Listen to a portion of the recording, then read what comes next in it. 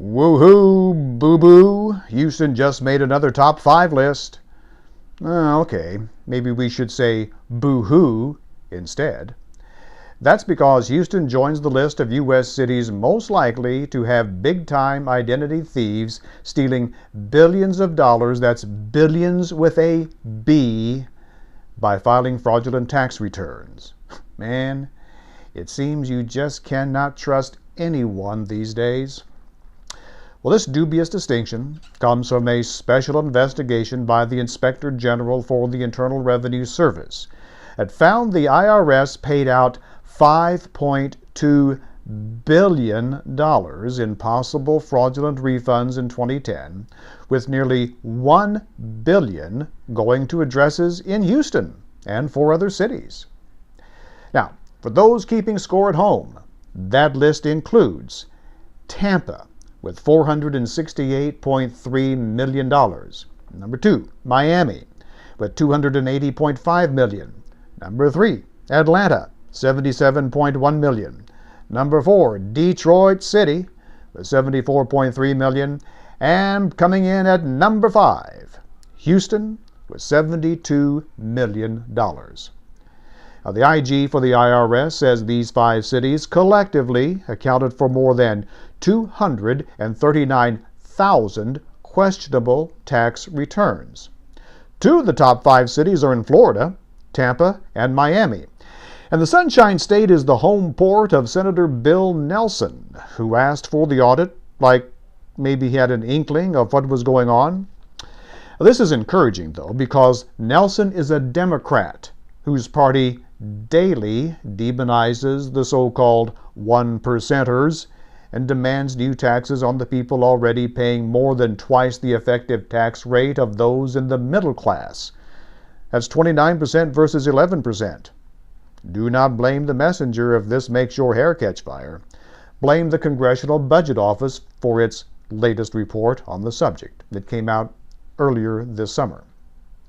Now, getting back to the topic at hand, we now have proof identity thieves are ruining lives and draining government coffers by openly sending in fake tax returns on or before the April 15th filing deadline.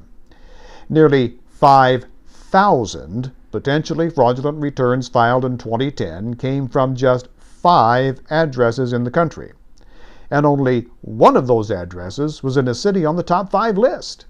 That was a single address in Tampa that filed 518 phony returns that resulted in $1.7 million in tax refunds.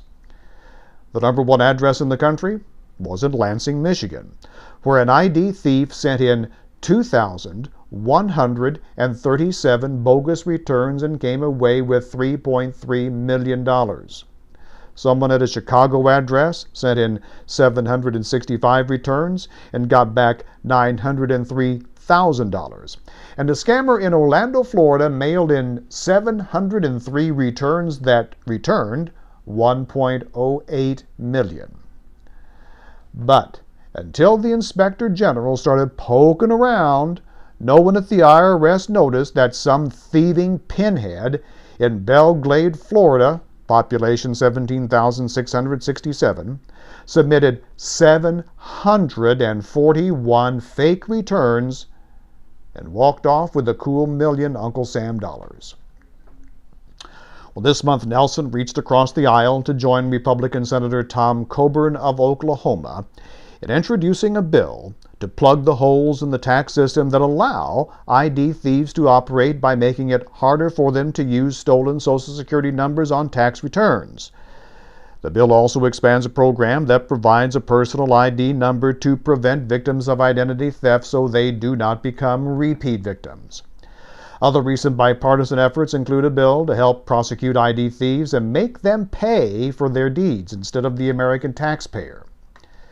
Well, this kind of work we expect out of our federal lawmakers, our representatives in Washington, the people we elect to take care of us and not themselves.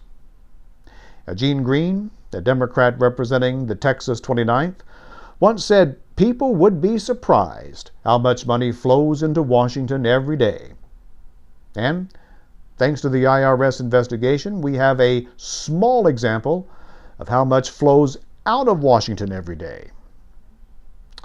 Well, maybe we should demand the folks in Washington spend more time keeping the bad guys from taking our good money than figuring out ways to raise more money that someone is just going to steal. I'm John David Powell.